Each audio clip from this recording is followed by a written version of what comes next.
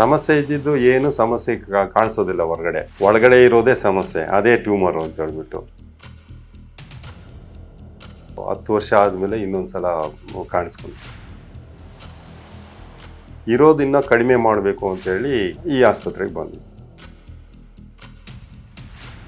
ಖುಷಿ ಇರೋದ್ರಿಂದನೇ ಮತ್ತೆ ಬಂದು ತಗೊಂಡಿರೋದಲ್ಲಿ.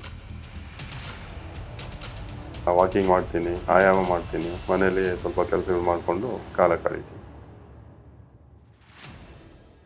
ನಮಸ್ತೆಪ್ಪ, ನಾನೇ ಪೇಷಂಟ್ ಕುಮಾರ್ ಅಂತ, 73 ವರ್ಷ. ನಮಗೆ ಗೊತ್ತಾಗಿದ್ದು 2010.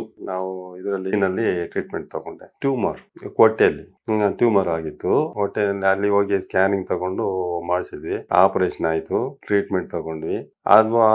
ಅದಾದ್ಮೇಲೆ ಮತ್ತೆ 10 ವರ್ಷ ಆದಮೇಲೆ ಇನ್ನೊಂದ್ಸಲ ಕಾಣಿಸ್ಕೊಂತು. ಮತ್ತೆ ಅಲ್ಲಿ ಹೋದ್ವಿ, ಅದೇ ಟ್ರೀಟ್ಮೆಂಟ್ ತಗೊಂಡು ಮತ್ತೆ ಆಪರೇಷನ್ ಆಯಿತು.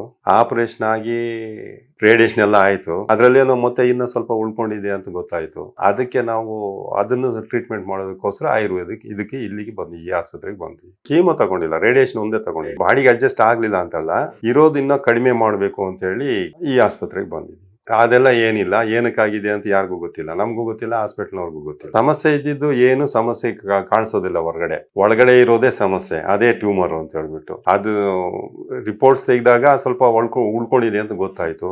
ಆ ಟ್ರೀಟ್ಮೆಂಟ್ ಜೊತೆಗೆ ಈ ಟ್ರೀಟ್ಮೆಂಟ್ ತಗೊಂಡ್ರೆ ಒಳ್ಳೇದು ಅಂತ ಯಾರೋ ಅಡ್ವೈಸ್ ಮಾಡಿದ್ರು. ಅದಕ್ಕೋಸ್ಕರ ನಾವು ಈ ಆಸ್ಪತ್ರೆಗೆ ಬಂದು ಟ್ರೀಟ್ಮೆಂಟ್ ತಗೊಂತಾ ಇದ್ವಿ. ಸುಮಾರು 1 ವರ್ಷ ಆಯ್ತು, ಇದು 4ನೇದು. ಅದಕ್ಕೆ ಮುಂಚೆ ಒಂದು ಕಿಟ್ ತಗೊಂಡೋಗಿದ್ದು. ಸ್ವಲ್ಪ ಫ್ರೀ ಅನಿಸ್ತದೆ, ಆರಾಮ್ ಅನಿಸ್ತದೆ.